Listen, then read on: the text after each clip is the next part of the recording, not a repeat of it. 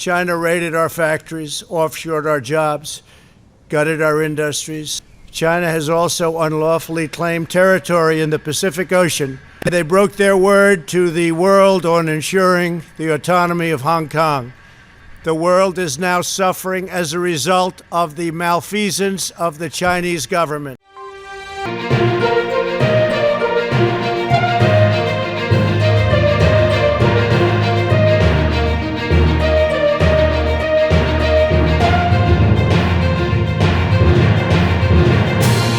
I'm here today to talk about our relationship with China and several new measures to protect American security and prosperity. China's pattern of misconduct is well known.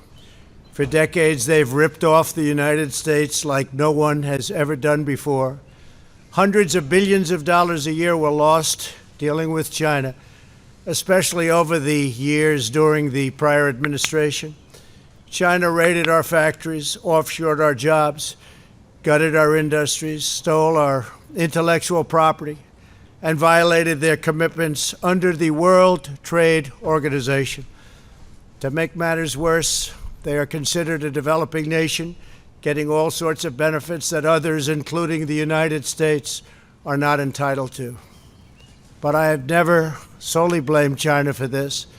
They were able to get away with the theft like no one was able to get away with before because of past politicians and, frankly, past presidents.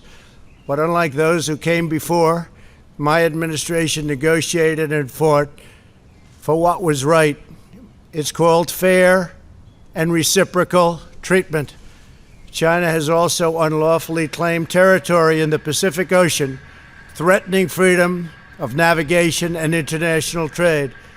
And they broke their word to the world on ensuring the autonomy of Hong Kong. The United States wants an open and constructive relationship with China, but achieving that relationship requires us to vigorously defend our national interests. The Chinese government has continually violated its promises to us and so many other nations. These plain facts cannot be overlooked or swept aside. The world is now suffering as a result of the malfeasance of the Chinese government.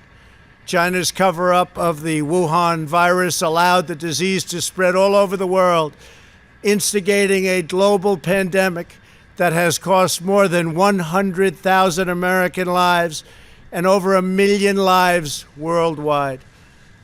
Chinese officials ignored their reporting obligations to the World Health Organization and pressured the World Health Organization to mislead the world when the virus was first discovered by Chinese authorities.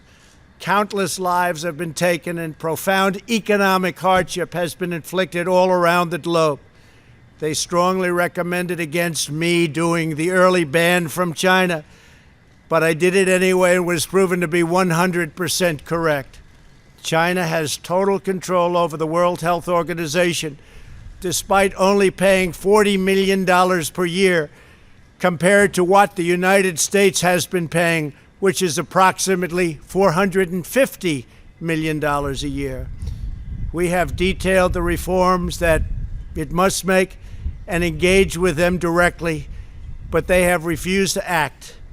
Because they have failed to make the requested and greatly needed reforms, we will be today terminating our relationship with the World Health Organization and redirecting those funds to other worldwide and deserving urgent global public health needs. The world needs answers from China on the virus. We must have transparency. Why is it that China shut off infected people from Wuhan to all other parts of China? It went nowhere else. It didn't go to Beijing. It went nowhere else. But they allowed them to freely travel throughout the world, including Europe and the United States. The death and destruction caused by this is incalculable. We must have answers, not only for us, but for the rest of the world. This pandemic has underscored the crucial importance of building up America's economic independence, reshoring our critical supply chains, and protecting America's scientific and technological advances. For years, the government of China has conducted illicit espionage to steal our industrial secrets, of which there are many. Today, I will issue a proclamation to better secure our nation's vital university research and to suspend the entry of certain foreign nationals from China who we have identified as potential security risks. I am also taking action to protect the integrity of America's financial system, by far the best in the world. I am instructing my presidential working group on financial markets to study the differing practices of Chinese companies listed on the U.S. financial markets with the goal of protecting American investors. Investment firms should not be subjecting their clients to the hidden and undue risks associated with financing Chinese companies that do not play by the same rules. Americans are entitled to fairness and transparency. Several of the most significant actions we're taking pertain to deeply troubling situations unfolding in Hong Kong. This week, China unilaterally imposed control over Hong Kong's security. This was a plain violation of Beijing's treaty obligations with the United Kingdom in the Declaration of 1984 and explicit provisions of Hong Kong's basic law. It has 27 years to go. The Chinese government's move against Hong Kong is the latest in a series of measures that are diminishing the city's long-standing and very proud status.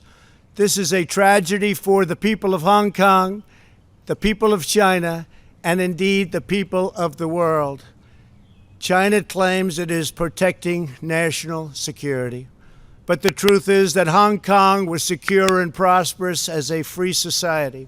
Beijing's decision reverses all of that. It extends the reach of China's invasive state security apparatus into what was formerly a bastion of liberty.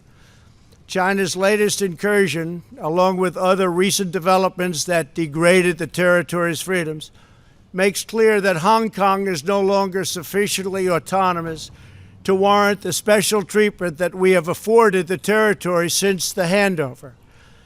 China has replaced its promised formula of one country, two systems with one country, one system. Therefore, I am directing my administration to begin the process of eliminating policy exemptions that give Hong Kong different and special treatment. My announcement today will affect the full range of agreements we have with Hong Kong, from our extradition treaty to our export controls on dual-use technologies and more, with few exceptions.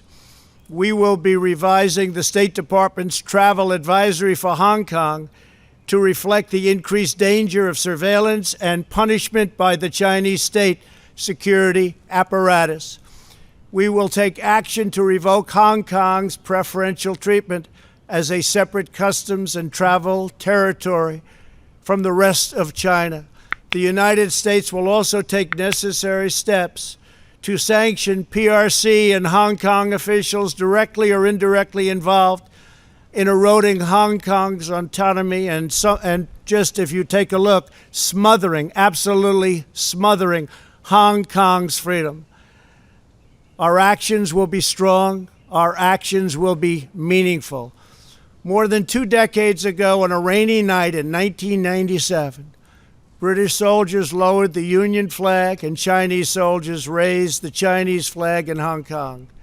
The people of Hong Kong felt simultaneously proud of their Chinese heritage and their unique Hong Kong identity. The people of Hong Kong hoped that in the years and decades to come, China would increasingly come to resemble its most radiant and dynamic city. The rest of the world was electrified by a sense of optimism that Hong Kong was a glimpse into China's future, not that Hong Kong would grow into a reflection of China's past. In every decision, I will continue to proudly defend and protect the workers, families, and citizens of the United States of America. Thank you very much. Thank you.